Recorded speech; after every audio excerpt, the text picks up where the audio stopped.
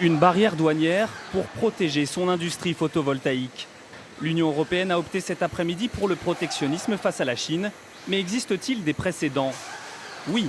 Pas plus tard qu'il y a un mois, Bruxelles a décidé de taxer la vaisselle chinoise, car les fabricants sont soupçonnés de faire du dumping social. Dorénavant, la céramique qui arrive en Europe peut être taxée jusqu'à 36%. Autre précédent, les chaussures chinoises. En 2006, la Commission européenne décide de les taxer, une barrière douanière abandonnée en 2011. Alors y a-t-il de futurs conflits en vue? Probablement, car les Chinois Huawei et ZTE, qui fabriquent des téléphones et des composants électroniques, sont soupçonnés d'être subventionnés avec de l'argent public. Bruxelles enquête et pourrait décider d'une barrière douanière. Alors l'Europe est-elle isolée dans ce combat protectionniste? Non, car depuis le début de la crise en 2008, les taxes fleurissent un peu partout. 2500 mesures protectionnistes ont été comptabilisées dans le monde. Parmi le trio de tête, la Russie protège par exemple son secteur automobile, l'Argentine son industrie et l'Inde sa grande distribution et son coton. Au final, l'Union européenne est moins protectionniste que d'autres pays. Elle va d'ailleurs négocier dans les prochains mois un accord de libre-échange avec les États-Unis.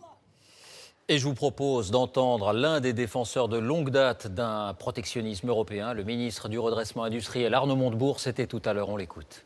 C'est une décision qui est heureuse, positive et conforme aux vœux exprimés par le gouvernement français.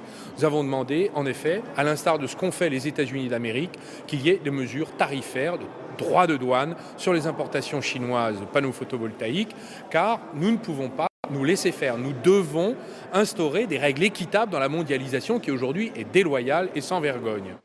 Bonsoir Alain de Chalvron, vous êtes en direct à Pékin. Des représailles sont-elles envisagées ce soir contre l'Europe et si oui, lesquelles? Oh, écoutez, c'est tout à fait probable pour trois raisons. D'abord, ce n'est pas le genre de la maison de se laisser sanctionner sans répliquer.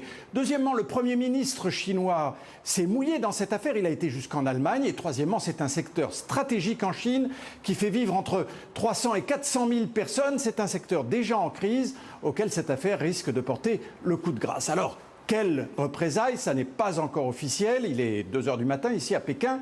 Mais on parle de 3 produits. Des produits chimiques comme le perchloréthylène, des composants qui rentrent dans la fabrication des panneaux solaires et 3, le vin. Le vin dont on commence à dire ici qu'il serait vendu à perte par les producteurs européens. Et si c'était le vin, eh bien ça nous toucherait au premier chef. Merci Alain.